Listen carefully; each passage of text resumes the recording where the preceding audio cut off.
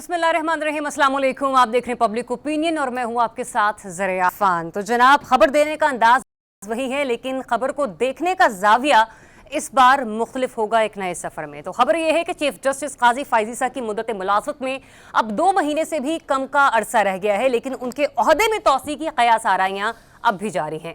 हुकूमत इन तमाम खबरों की तरदीद कर चुकी है और कर रही है, लेकिन हुकूमती वज़रा ये तो कह रहे हैं ना हमारे पास 2/3 अक्सरियत है और ना ही काजी फाइज़ ईसा एक्सटेंशन चाहते हैं। अलबत्ता हुकूमत ने सुप्रीम कोर्ट के जजेस की तादाद बढ़ाने का फैसला जरूर कर लिया है और इस हवाले से बिल पार्लियामेंट में पेश किया जा चुका है। बिल के मतन के मुताबिक सुप्रीम कोर्ट में जजेस की तादाद 17 से बढ़ाकर 21 की जाए, लेकिन जो अहम सवाल है वो ये है कि क्या जजेस की तादाद बढ़ाने का मकसद ज़ेर-ए-इल्तवा केसेस की तादाद को कम करना है या फिर हुकूमत सुप्रीम कोर्ट में हम ख्याल जजेस की तादाद बढ़ाना चाहती है। प्रोग्राम के पहले हिस्से में अदलिया से मुतालिक होने वाली मुतवक्को कानून साजी पर भी बात की जाएगी, जबकि दूसरे हिस्से में सियासी मेल मुलाकातों और मुज़ाकरात की जो बातें हो रही हैं उस पर डिस्कशन करेंगे, क्योंकि हफ्ते के रोज़ खबर ये सामने आई थी कि हुकूमत PTI से मुज़ाकरात के लिए महमूद खान अचकज़ई से राबते में है और इस हवाले से राना सनाउल्लाह की सरबराही में कमेटी भी तश्कील दी गई है, जिसके बाद इस पर हुकूमती वज़रा के मुतज़ाद बयानात सामने आए थे। दूसरी तरफ PTI भी हुकूमत के साथ मुज़ाकरात को लेकर संजीदा नहीं है और फौज से मुज़ाकरात के लिए ताहाल बज़द है।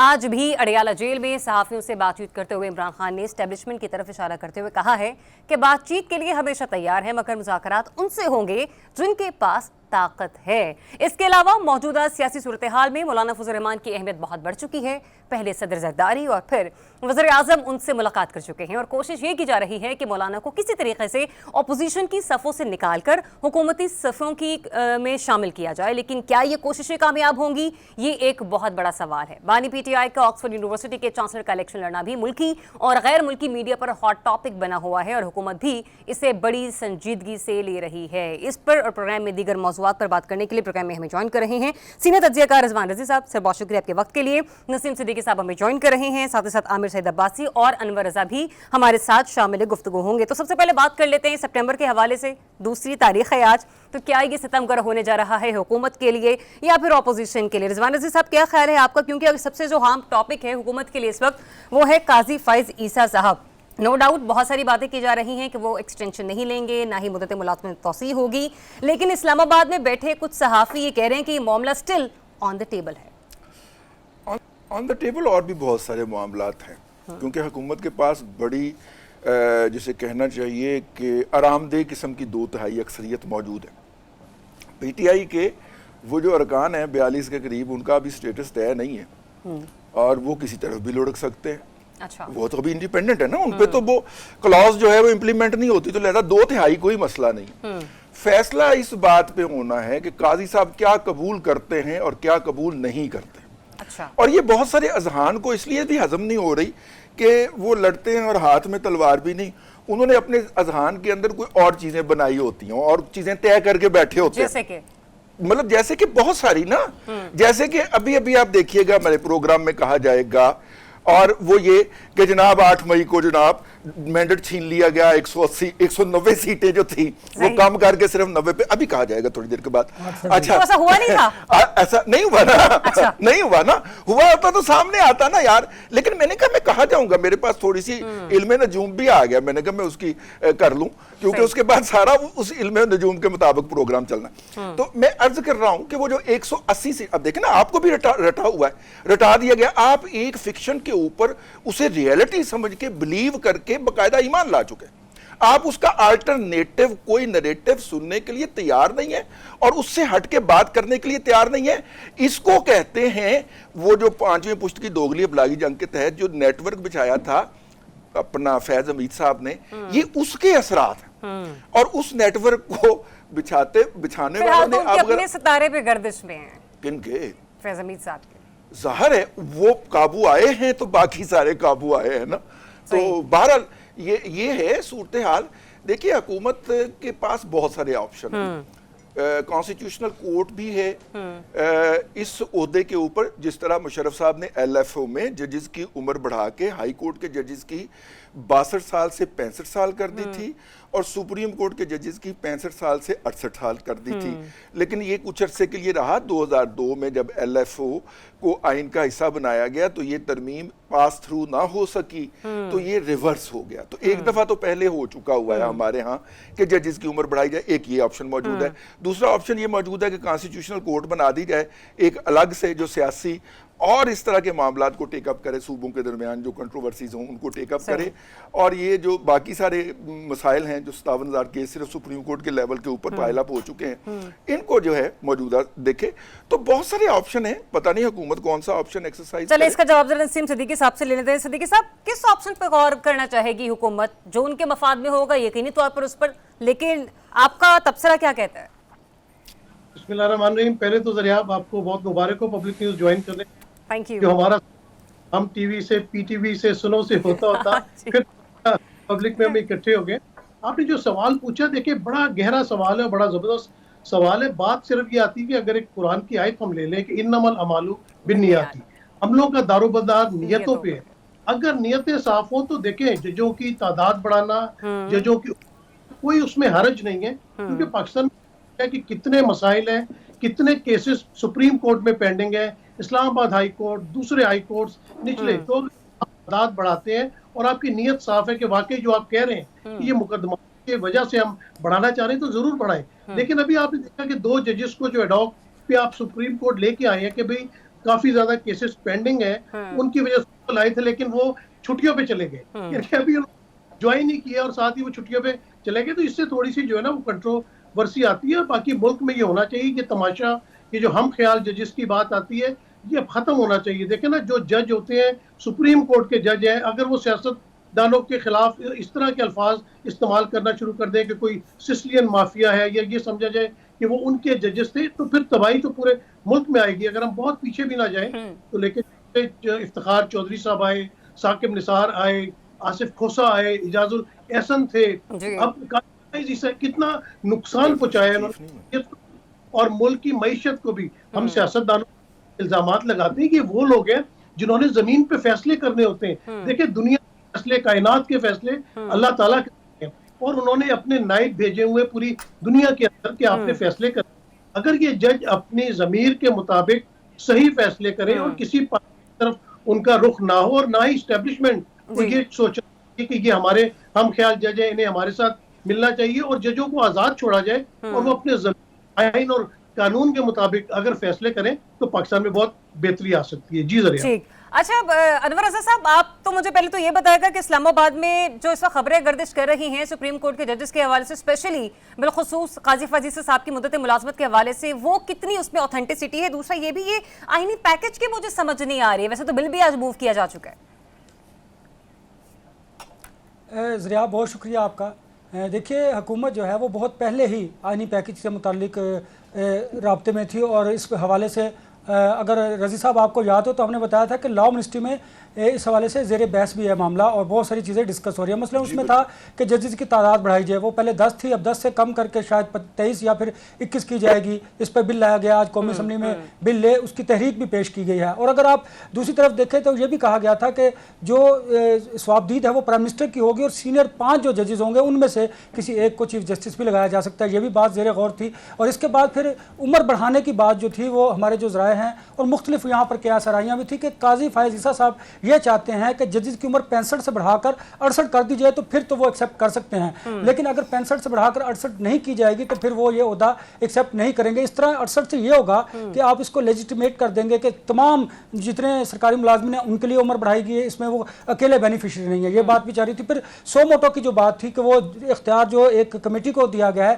3 رکنی سینئر جو ججز ہیں ان کو, وہ بھی لے کر سو موٹو اختیار جو ہے وہ چیف جسٹس کے پاس چلا جائے. اس طرح کی 4-5 جو چیزیں تھی وہ گورنمنٹ کرنے جا رہی تھی, لیکن چونکہ گورنمنٹ کو مشکلات کا سامنا تھا, اس وقت مولانا فضل الرحمان کے ساتھ ان کے یہ مراسم بھی نہیں تھے, بات چیت کا آغاز بھی نہیں ہوا تھا, 2/3 اکثریت کا معاملہ بھی نہیں تھا. پھر جو بات پی ٹی آئی کے آزاد اراکین کی جا رہی ہے وہ بھی ان کا ابھی اسٹیٹس کو ہے, ان کے بارے میں بھی فیصلہ نہیں آیا. الیکشن کمیشن جب کوئی فیصلہ کرے گا, ڈیسیژن آئے گا تو وہ پھر اس کے بعد ان کی صورتحال واضح ہوگی. لہٰذا ان تمام مشکلات کے باوجود جب گورنمنٹ نے دیکھا کہ وہ آئینی ترامیم نہیں لا سکتے تو پھر انہوں نے جو قومی असम्बली में बिल ले किया है, आज उसकी तहरीक पेश की है, उस पर आपने देखा होगा कि बहुत ज़्यादा उस पर अपोजिशन ने शोर शराबा किया और बड़ी हंगामा राई भी की, वो उसको एक्सेप्ट नहीं कर रहे, एतराज़ात उठाए। ये तहफ़्फ़ुज़ात पाकिस्तान तहरीक इंसाफ पहले भी कर चुके, क्योंकि वो समझते ये हैं कि काजी फ़ाइज़ ईसा उनके खिलाफ हैं। और इसी तरह पहले अगर हमने देखा, अगर आपको याद होगा गुड टू सी यू वाला मामला भी, तो ये अब से नहीं हो रहा, ये बहुत पहले से शुरू है। आपको याद होगा जुडिशरी पहले पोलिटिसाइज हो चुकी है,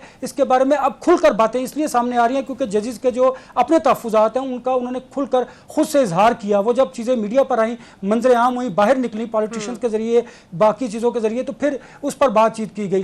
लेकिन ये बात दुरुस्त है कि अब भी जो आप आईनी तरमीम जो आप बिल पेश कर रहे हो, जजेस की तादाद बढ़ाना चाह रहे हैं, डेफिनेटली 48,000 से ज़ायद ऐसे केसेस हैं जो सुप्रीम कोर्ट में ज़ेर इल्तवा है, जजेस की तादाद बढ़नी चाहिए। लेकिन इस वक्त जो गवर्नमेंट का ये इख्तियार है वो बढ़ाना चाहती है, लेकिन अपोजिशन इसको इसलिए कैश कर रही है कि वो हुकूमत इसलिए जजेस की तादाद बढ़ा रही है कि वो अपने लाइक माइंडेड जजेस लाना चाह रही है उस पर। बिल्कुल बिल्कुल सर, आप दोनों साहब जो हैं इस्लामाबाद में बैठे हैं, आमिर सईद अब्बासी साहब भी और ये भी, यार असल में जो वहाँ पे दिलचस्प मौजू है वो ये है कि मौलाना किस दस्तरखान पे बैठेंगे, वफाकी हुकूमत के और केपी हुकूमत के। सर वैसे हमारे माजूर के साथ प्रोग्राम का जो अगला पहलू है वो इसी मौजू के हवाले से जरा कमेंट्स अपने सेव करके रखिएगा, ताकि फिर मैं आप ही के सवाल से आगाज कर लूंगी नेक्स्ट सेगमेंट का। आपको लगता है कि काजी फ़ाइज़ ईसा की अगर मुद्दत मुलाज़मत में तोसी हो जाती, क्योंकि रज़ी साहब ने गुफ्तगू में पहले ही कहा था कि ज़रूरी नहीं है कि वो एक्सटेंशन ले, कुछ दिया भी जा सकता है, ये नेक शगुन होगा हमारे अदालती निज़ाम को मद्देनजर रखते हुए? जी, ये वो पार्ट हुआ है शहबाज शरीफ का कि मैं मांगने नहीं आया लेकिन मेरी मजबूरी है, और काजी साहब कहते हैं कि मुझे एक्सटेंशन नहीं चाहिए लेकिन उम्र अगर बढ़ा दी है कर लूंगा। लेकिन आपने देखा कि जिस तरह सरदार साहब ने जो भी फैसले किए उससे पीटीआई के हक में ज्यादा फैसले करते थे, और नून लीग या पीपल्स पार्टी को उन्होंने बिल्कुल रूम नहीं दिया। उसके बाद थे यहाँ आसिफ सईद खोसा आए, बंदयाल साहब आए, अब काजी फ़ाइज़ ईसा भी उसी रूटीन पे चल रहे हैं। पर तब्दीली आनी चाहिए ना, जब अपोजिशन शिकायत करती है, मुल्क के अंदर एक ये बात की जाती है कि भाई इंसाफ होना चाहिए, तो काजी फ़ाइज़ ईसा के जितने भी फैसले हैं वो कंट्रोवर्शियल हैं, बहुत ज्यादा कंट्रोवर्शियल हैं, और उनका एक झुकाव जो है वो खास करके हुकूमत और इस्टेब्लिशमेंट की तरफ नजर आता है। तो अगर उनको 3 साल की एक्सटेंशन मिल जाती तो फिर मुल्क का भी जितना बेड़ा गर्क हुआ है उससे तो 100%, 1000% जो है और बेड़ा गर्क हो जाएगा। मेरे ख्याल सुप्रीम कोर्ट में और जजेस वाले मामले में बिल्कुल सियासत नहीं होनी चाहिए। अब आप ये देखें कि 12 करोड़ 65% नौजवान डिग्रियां हाथों में लेके नौकरियों की तलाश में फिर रहे हैं, और आप जो नौकरियां दिए जा रहे हैं उनको एक्सटेंशन जा रहे हैं, एक बंदा 3 नौकरियां कर रहा है, खुदा के वास्ते कोई आवाम के ऊपर रहम है। तो इस मामले को तो मैं इस तरह ही देखता हूँ। जी जरा। अच्छा आमिर हमारे साथ एक बार फिर से कनेक्टेड है। आमिर सवाल मेरा आपसे ये था कि जो 65 से 68 साल तक का एक टेन्योर बढ़ाया जा सकता है, मैं एज हक के हवाले से बात कर रही हूँ, अब हमारे बड़े जाएंगे तो बाकी की जो पीछे की लॉट है उसको आगे बढ़ने का मौका मिलेगा ना। इसी को मैं बिल्कुल कनेक्टेड कर देती हूँ उस डॉट के साथ जो भी सिद्दीकी साहब ने कहा कि हमारे बहुत से जवान हाथों में डिग्रियां लेकर फिर रहे हैं लेकिन उन्हें कोई मुनासिब जगह मैसर नहीं है। तो फिर ये कैसे पॉसिबल होगा जब तक कि आगे वाली शख्सियत खुद मतलब ये नहीं कि बड़े अच्छे अंदाज में हमें रुखसत होती हुई नजर नहीं आएंगे, तो पिछलों का क्या बनेगा फिर? देखिए ये तो बहुत ही ज़्यादा कॉम्प्लेक्स मसला है कि पिछलों का क्या बनेगा, लेकिन मसला इससे भी ज़्यादा अहम ये है कि किस तरीके से इदारों में तबाही हो रही है, किस तरीके से पर्सनल लाइकिंग और डिसलाइकिंग की बुनियाद के ऊपर फैसले हो रहे हैं, पूरे कवानीन तब्दील हो रहे हैं, पूरे आइनी ढांचे तब्दील हो रहे हैं, और सिर्फ कुछ लोगों की पसंद और नापसंद की बुनियाद के ऊपर ये फैसले हो रहे हैं। आप आम एक कैंडिडेट या ग्रेजुएट की बात कर रही हैं, यहाँ पर तो जजेस इवन लाइंस में लगे होते हैं और उन्हीं की ही बात कर रही हूँ, सिर्फ डॉट कनेक्ट किया था आमिर मैंने। जी एग्जैक्टली। तो ये देखें ना, ये तो पूरा स्ट्रक्चर एक किस्म का उसको डैमेज करने के मुतरादिफ होगा, और सिर्फ क्या है कि एक पर्सनल लाइकिंग और डिसलाइकिंग है, और इससे कैसे इदारे तबाह होंगे। आप देखें इन अदालतों से क्या उम्मीदें नहीं हैं एक आम साइल को, जिस गरीब का जो बेटा है अगर वो कत्ल हो गया है वो इंसाफ के लिए कहाँ जाएगा, जिसकी ज़मीनों पर कब्जा हो गया है वो कहाँ पर जाएगा, जिस कि अगर कोई सरकारी महकमे में कोई रिलीफ नहीं मिल रहा तो वो रेट पिटिशन में आएगा, वो कहाँ जाएगा। तो ये तमाम मुकदमात तो इंटरेस्ट ही नहीं है किसी का कि इनको हल करना है। इंटरेस्ट क्या है कि नंबर्स गेम क्या है, कौन सा जज किस तरफ है, किस जज को किस तरफ करना है, किस जज को किस जगह पे ट्रांसफर करेंगे तो हमारे लिए आसानी हो जाएगी। तो ये जब तरजीहात होंगी, पर्सन स्पेसिफिक लेजिस्लेशन होगी, पर्सन स्पेसिफिक अमेंडमेंट्स होंगी, प्रपोज होंगी, तो इन हालात में तो फिर यही नताइज आएंगे कि जिस तरह सिद्दीकी साहब ने कहा कि मजीद तबाही होगी। देखें, इदारों को बचाने की जरूरत है और किसी भी शख्सियत से कोई फर्क नहीं पड़ता, लोग आते जाते रहते हैं, इदारे बचने चाहिए और इदारे जो है वो उसमें रूल्स और प्रिंसिपल्स के तहत चीज़ें आगे चलनी चाहिए। और मैं तो ये कह रहा हूँ कि इससे पहले हम ये सुनते रहे कि शायद चीफ जस्टिस काजी फैसल साहब ने ये बरमला कहा कि वो एक्सटेंशन नहीं लेंगे, लेकिन आज राना सनाउल्लाह साहब ने कहा कि उन्हें ये मैसेज कन्वे किया गया चीफ जस्टिस साहब की तरफ से कि अगर सबकी एज बढ़ेगी तो उन्हें कोई एतराज नहीं। तो ये तो देखें ना, अब एक नया जो है वो फरमाइशें आ रही हैं, नई नई डिमांड्स आ रही हैं कि यूं कर लिया जाए, यूं कर लिया जाए, तो ये तो इदारों की तबाही होगी। और इससे देखें जो पूरा अदालती निज़ाम है, आप देखें कि हमारे यहाँ अब तमाम जो दीगर फोरम्स हैं उनमें तो खैर बहरहाल कोई मसला हल हो ना हो, एक आखिरी उम्मीद होती है कि अदालत पे जाकर आपको कोई इंसाफ मिलेगा। और इससे पहले गुज़श्ता 2-3 सालों में जितने भी डिस्प्यूट्स रहे उनमें अदालतें ही मसाइल को हल करती रही। आपको याद होगा ये हुकूमत अगर अदालत उसमें क्लैरिफाई ना करती तो शायद ये हुकूमत का मर्ज़ वजूद में भी ना आती, जब जो नो कॉन्फिडेंस वाला मामला था।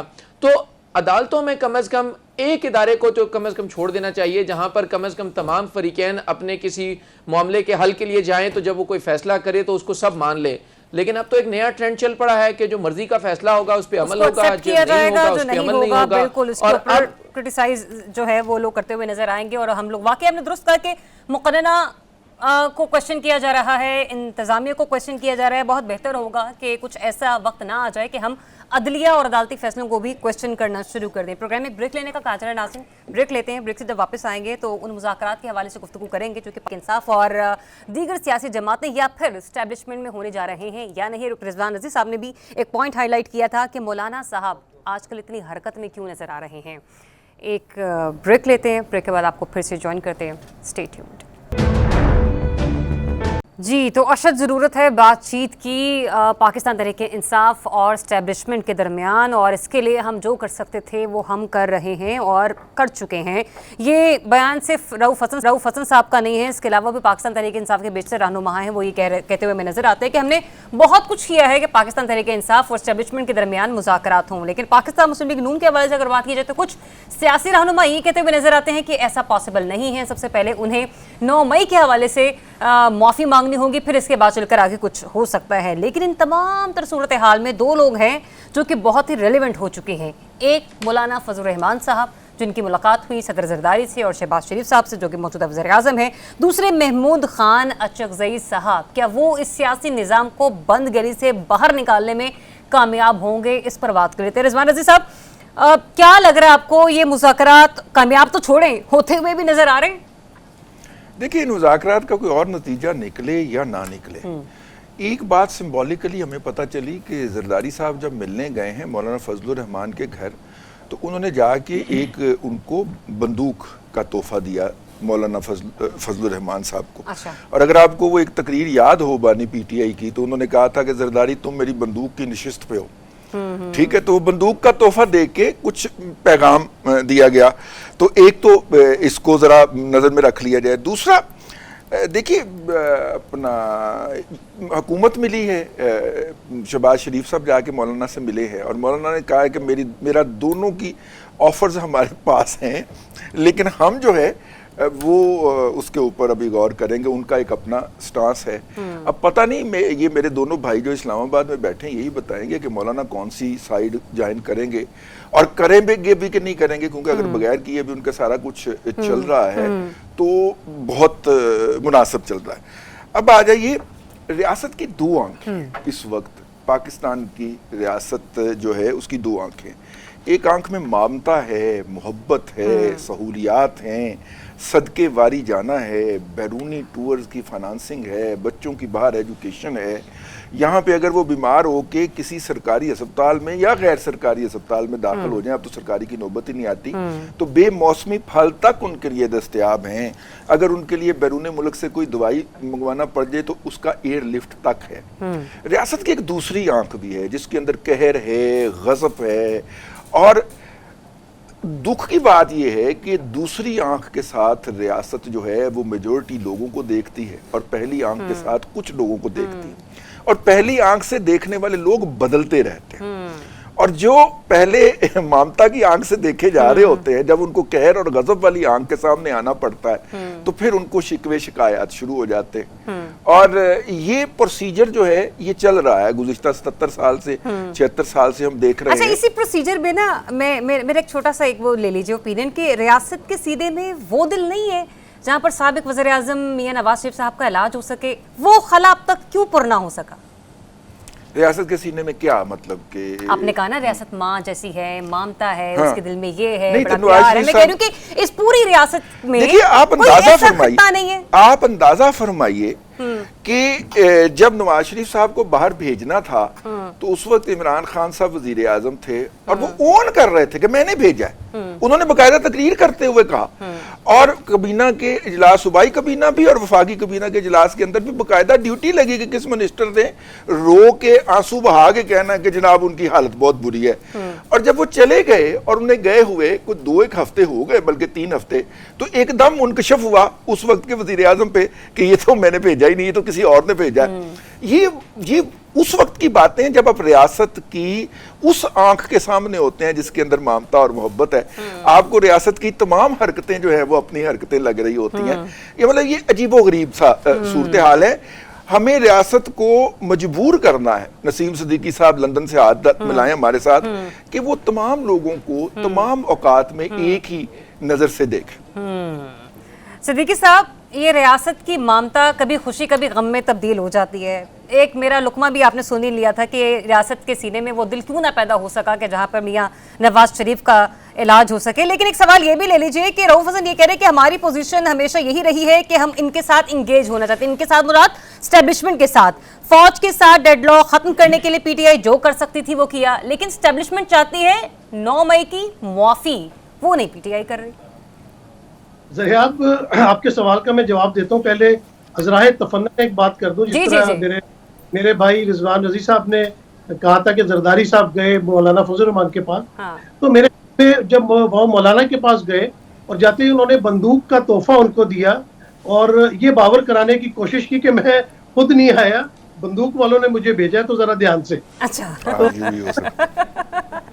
تو یہ بات یہ دیکھیں، بات یہ رضی بھائی نے بات کی، انور رضا بات کر رہا تھا، عامر سعید عباسی، ہم سب پاکستان کی بہتری چاہتے ہیں. لیکن ہو ہے کہ ہمارا جو تجربہ ہے، ناقص صاحب میں تو ان سے تھوڑا سا جونیئر ہی ہوں، ہم نے یہ ایک وقت میں بات کو نا بڑا ایکسپلائٹ کیا جاتا ہے. کون کرتا ہے؟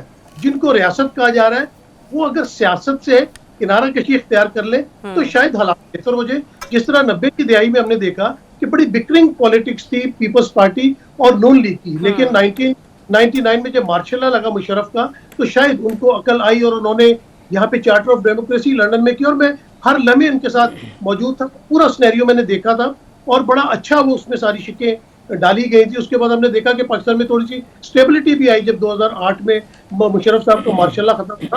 تو یہ ہے، آپ ایک دفعہ ہمیں بتاتے ہیں کہ یہ زرداری جو ہے نا وہ 10% ہے.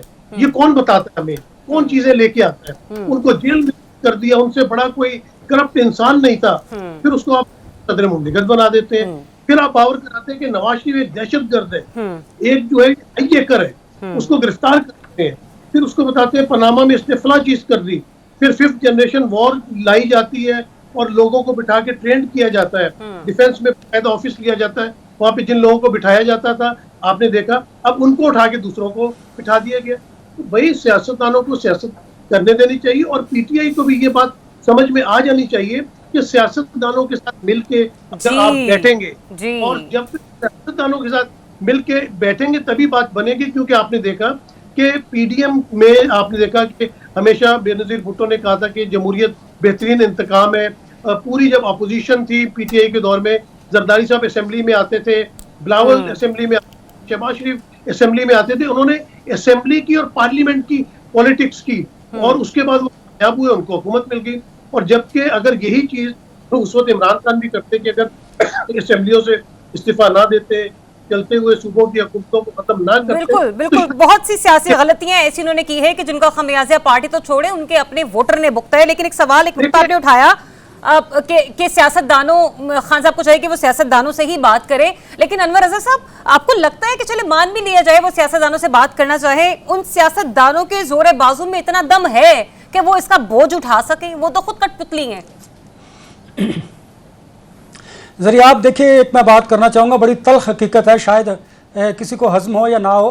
دیکھیے جب بھی اقتدار میں آنے کے لیے ایک بڑا پاپولر سلوگن ہے جمہوریت میں کہ عوام طاقت کا سرچشمہ ہے، تمام طاقت کا سرچشمہ کہیں اور ہے جہاں پر تمام پولیٹیکل پارٹیز باری باری جاتی ہیں، اس کے بعد جب اپنی باری کے بعد باہر آتی ہیں، اپوزیشن میں ہوتی ہیں، تو پھر یہ راگ لاتے ہیں کہ جی اسٹیبلشمنٹ کو سیاست سے الگ ہونا چاہیے۔ بالکل درست ہے، اس کو الگ کس نے کرنا ہے؟ میں نے، آپ نے، اس کو پولیٹیکل پارٹیز نے کرنا ہے۔ یہ اپنے درمیان ذرا ایک معاہدہ کیجئے کہ ہم نے اقتدار کے حصول کے لیے کسی کا سہارا نہیں لینا، پھر تو یہ آگے بڑھیں گے، لیکن یہ ایسا کر نہیں سکتے۔ اس کی بنیادی وجہ کیا ہے کہ یہ اتنے دلدل میں پھنس چکے ہیں کہ اس دلدل سے نکلنے کے لیے انہیں اسٹیبلشمنٹ کا سہارا لینا پڑتا ہے۔ دیکھیے پولیٹیکل پارٹیز پہلے اپنی سیاسی جماعتوں میں تو جمہوریت لے کے آئے، وہاں پر بھی آمریت ہے۔ آپ دیکھ لیں، نواز شریف کے خلاف کوئی بات کر کے دیکھے، آصف علی زرداری کے خلاف کوئی بات کرے، عمران خان کے خلاف کوئی بات کرے، اس کو وہ سبق سکھائیں گے کہ وہ جمہوریت کا راگ لاپنا بند کر دے گا۔ اب یہی بات جو آپ نے سوال کیا، دیکھیے اس ملک میں سمجھتا ہوں کہ جہاں پر اسٹیبلشمنٹ قصوروار ہے، عدلیہ ہے، میڈیا ہے، میں وہاں پر اس سے زیادہ ذمہ دار ان پولیٹیکل پارٹیز کو قرار دیتا ہوں۔ اس کی وجہ کیا ہے کہ آپ دیکھیں جب یہ اقتدار میں ہوتے ہیں، وہ تینوں بڑی سیاسی جماعتیں یہ کہتے ہیں کہ ہم اور اسٹیبلشمنٹ سیم پیج پر ہیں اور ہم ملک کے وسیع تر مفاد کے لیے کام کر رہے ہیں۔ جیسے جب یہ پیچھے ہٹتے ہیں کسی بھی طریقے سے، اس کی شکلیں مختلف ہو سکتی ہیں، تو پھر انہیں اسٹیبلشمنٹ کی خامیاں یاد آ جاتی ہیں۔ دیکھیے اس طرح کرتے کرتے 77 ایئرز ہو گئے ہیں۔ آپ ملک کی حالت دیکھ لیجئے، بلوچستان کی کیا صورتحال ہے، کے پی کے کی کیا صورتحال ہے، آپ کی اکانومی کی کیا سچویشن ہے، ملک اور عوام کو دیکھ لیں کہ وہ کہاں پر کھڑے ہیں۔ اچھا میری بات سنیں نا انور رضا صاحب، جن سیاسی جماعتوں کا آپ حوالہ دے رہے ہیں، انہی سیاسی جماعتوں میں ایک جماعت سے تعلق رکھتے ہیں مولانا فضل الرحمان صاحب بھی۔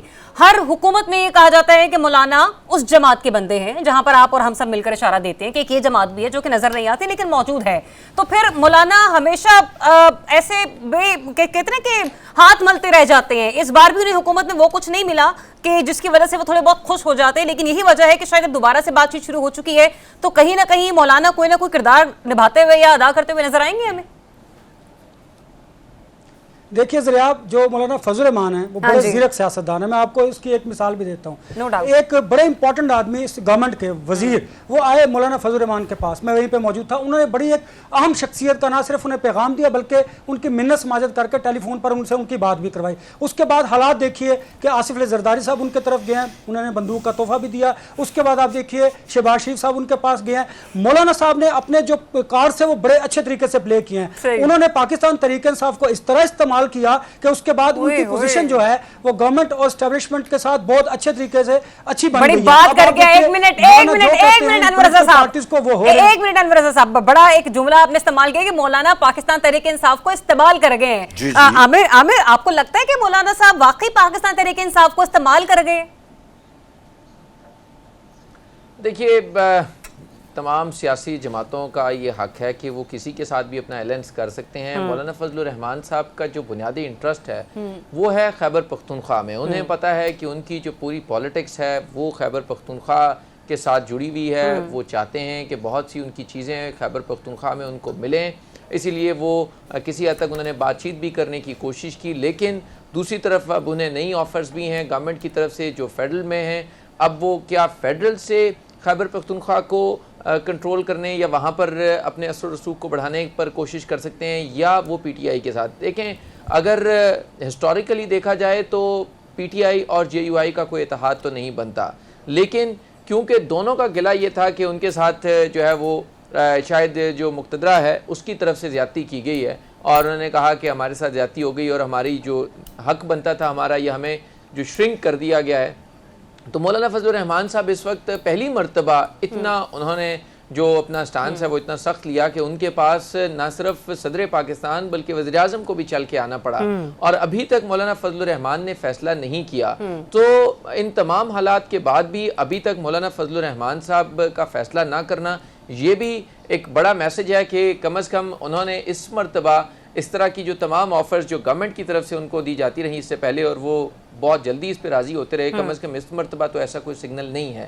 تو مولانا فضل الرحمان انور صاحب بالکل ٹھیک کہہ رہے ہیں کہ دیکھیں انہیں یہ پتہ ہے کہ یہ جو ہوتی ہیں نا یہ پالیٹکس میں جو فیصلے ہوتے ہیں اس طرح کے کہ آپ نے فوری طور کے اوپر حکومتوں میں شامل ہونا ہے، اس وقت پتہ ہے مولانا فضل الرحمان کو بھی کہ وہ اگر کوئی بھی نان پاپولر یا ان پاپولر جو ہے وہ فیصلہ کریں گے تو اس کی انہیں پولیٹیکل قیمت بھی ادا کرنا پڑے گی، اور وہ اس وقت بالکل ایسا نہیں چاہتے کہ انہیں ان کے پاس ہے ہی کچھ نہیں کہ وہ کوئی سیاسی قیمت ادا کریں، کیونکہ وہ اس وقت صرف کچھ حاصل کرنے کی پوزیشن میں تو ہیں پر کچھ گنوانے کے لیے ان کے پاس اب کچھ بچا نہیں ہے. اگر کچھ بچا کچھ ہے وہ بھی گنوا دیا تو ان کی سیاست کہیں کی نہیں رہ جائے گی. لیکن وقت مختصر ہے میرے پاس، لیکن ایک چھوٹا سا ٹاپک اس کو میں چاہوں گی کہ اس کے اوپر ذرا ہمارے تجزیہ کاروں کی رائے آ جائے. اسپیشلی صدیقی صاحب آپ چونکہ باہر بیٹھے ہیں، مجھے یہ بتائیے گا کہ کیا ہو گیا برطانوی میڈیا کو؟ بانی پی ٹی آئی پر خاصی تنقید ہو رہی ہے. ایک طرف تو آکسفورڈ یونیورسٹی کا الیکشن لڑنا ہے، لیکن ساتھ ہی ساتھ وہیں پر ہم برٹش میڈیا کو دیکھ رہے ہیں کہ دوسری طرف خاصی تنقید کرتا ہوا بھی نظر آ رہا ہے. کیا وجہ ہے یہ اچانک سے ہو کیا رہا ہے وہاں پہ؟ دیکھیں ذریعہ، یہ تو کوئی ڈھکی چھپی بات نہیں ہے. برطانیہ میں بھی جب بھی کوئی مسلمان یا پاکستانی نژاد ہو ان کے خلاف کی مہم چلائی جاتی ہے. آپ نے دیکھا کہ صادق خان جو کہ کامیاب میئر ہیں اور انہوں نے ایک ریکارڈ قائم کیا کہ وہ تیسری دفعہ پھر لندن کے میئر جو ہے منتخب ہوئے. جب ان کی بھی بات تھی، ان کی منتخب ہونے کی تھی تو بڑی کمپینز چلائی جاتی تھی. اور ابھی بھی دیکھیں نا کہ کس بات پہ کمپین چلائی جا رہی ہے کہ عمران خان جو ہے اس نے سلمان رشدی کے ساتھ بیٹھنے سے انکار کر دیا تھا. تو یہ تو کے لیے ایک آنر کی بات ہے نا کہ ایک گستاخ رسول ہے، اس کے ساتھ بیٹھنے سے عمران خان نے انکار کیا. تو یہ تو اس طرح کی جب مخالفت آتی ہے تو مخالف کا جو ہے وہ قد کاٹ بڑھتے ہی. اور پاکستان میں بھی آپ دیکھ لیں کہ عمران خان صاحب کو گرانے کے لیے کون کون نے گرا، کیا کیا کوششیں نہیں، لیکن وہ شخص آج بھی اسی طرح تناور دخت کی طرح کھڑا ہے. اور باقی سب لیٹے ہوئے چیخوں کی آوازیں آپ کو آتی ہوں گی. جی صحیح. اچھا، ذرا چیخوں کی آوازوں کا تو نہیں پتا، ان کے مسکرانے کی آواز مجھے ضرور آ رہی ہے. نہیں، مجھے اپنے مسکرانے کی ذرا وجہ میں چاہتی ہوں کہ سلمان رشدی صاحب کے حملے کو جسٹیفائی کیا تھا. سلمان رشدی صاحب کے اوپر جو حملہ ہوا تھا اس کو انلیگل بھی انہوں نے کہا تھا. اور جو مہم چلائی گئی ہے وہ ماشاءاللہ عمران احمد خان نیازی صاحب نے جا کے لندن میں صادق خان کے خلاف چلائی تھی. تو ہنسی مجھے اس بات پہ آ رہی تھی کہ میرا بھائی کنوٹیشن کیا ڈرا کر رہا ہے. مطلب آپ آرگومنٹ کو رکھیں یار، حقائق کو کہیں تو ایک انصاف سے رکھیں نا میرے بھائی. تو چلیے بہرحال اس لیے مجھے ہنسی آئی، میں نے اس لیے کہا. اچھا، مجھے یہ بتا دیجئے، بہت کہا جا رہا ہے کہ جتنے بھی کالمز چھپوائے جا رہے ہیں اس کے اوپر کچھ حکومت بھی پروپیگنڈا کریٹ کرتی ہوئی نظر آ رہی ہے. کیا وجہ حکومت کیوں پریشانی کا شکار ہے کہ حکومت نے اپنا بندہ نامنیٹ کرنا تھا؟ کالم دو چھپے، باقی تو سارا شور پی ٹی آئی نے خود مچایا ہوا ہے نا. کالم دو چھپے ہیں، ایک وہ کیتھرین بینٹ کا ہے اور وہ جعلی کیتھرین بینٹ کو ٹیگ کر کے پی ٹی آئی کی سوشل میڈیا ٹیم نے اس کی مت مار دی ہے. ٹھیک ہے، وہ کہہ رہی ہے بھائی میں جرنلسٹ نہیں ہوں، مجھے ٹیگ مت کرو، میری زندگی عذاب کر دی آپ نے. اور اس نے آن لائن ہیرسمنٹ کا کیس بھی شاید فائل کر دیا. اور دوسرا فریڈرک مائر صاحب ہیں. فریڈرک صاحب جو ہیں یہ پاناما کیس کو جو اس وقت ہوا تھا، جو ڈیٹا آیا تھا اس کو پروسیس کرنے والے، یعنی آپ سمجھ لیں کہ یہ ہمارے عمر چیمہ بھائی کے ہم منصب ہیں وہاں پہ برطانیہ کے اندر. یہ دو چیزیں ہیں اور یہ دونوں انڈیپینڈنٹ لوگ ہیں. ان کو کوئی ادائیگی نہیں کی جا سکتی. اگر ادائیگی کی جا سکتی ہوتی تو پاناما نہ رکوا لیا جاتا فریڈرک سے. تو دیکھیے پی ٹی آئی نے خود اپنے پاؤں کے اوپر کلاڑا مارا ہے. اتنی ارلی کیمپین شروع کرنے کی کیا ضرورت تھی یار؟ آپ 28 کو الیکشن تھے، آپ 20-25 کو کیمپین شروع کر دیں. ٹھیک. Anyways thank you so much Rizwan Aziz Sahab اپنا کرنے کے لیے اس معاملے پر. نسیم صدیقی صاحب پروگرام میں ہمارے ساتھ موجود تھے، انور رضا تھے اور عامر سید عباسی صاحب بھی پروگرام میں ہمارے ساتھ موجود تھے. کل انشاءاللہ ایک بار پھر سے آپ سے ملاقات ہوگی، تب تک کے لیے اجازت دیجیے. اپنا بہت سا خیال رکھیے. اللہ حافظ.